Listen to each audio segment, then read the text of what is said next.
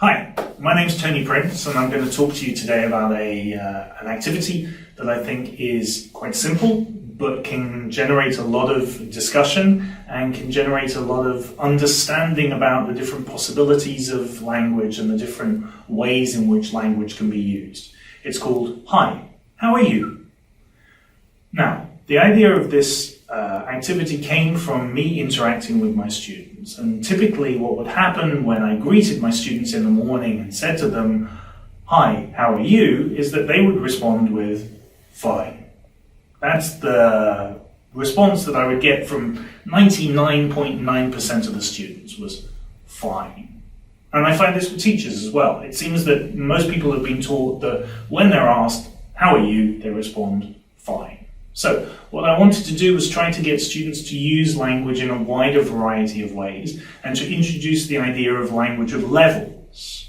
That language has different indications of priority, different indications of good or bad. So one of the things that I ask students to do, either individually or in pairs or groups, is to think of how they could respond to that question. How are you? Right? And so they generate language, maybe 3, 4, 5, 10 phrases, and then I get them to discuss that language in terms of classification. So they might classify it as positive and negative, or very positive, very negative, quite negative. So for instance, they might generate great, good, fine, okay, not so good, and then group those words according to whether it's positive or negative.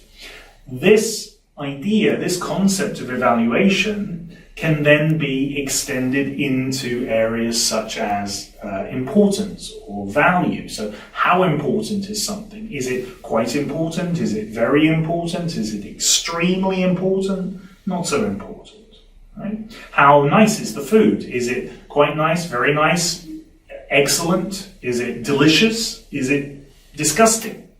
Right? So we're extending this idea. But what I like most of all about this is that it focuses on the communicative purpose of language. That it gets students to recognize that language is not just there to answer questions formulaically, but language is there to communicate something about how you feel, what you think. So what I often get them to do in pairs or in groups is to ask each other this question, "How are you?"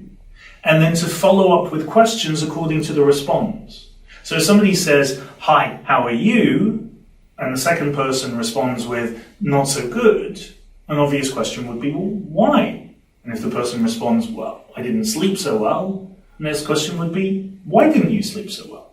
And if the person says, "I was playing video games," the next question might be, "What video games?" Or, "Why were you playing video games?" Or, "How long did you play video games for?" All these kinds of questions are possible, and all of them focus on the communicative possibilities of language. And that's one of the things that I think students need to learn most of all, is that language is for communication. Thank you very much for listening and watching.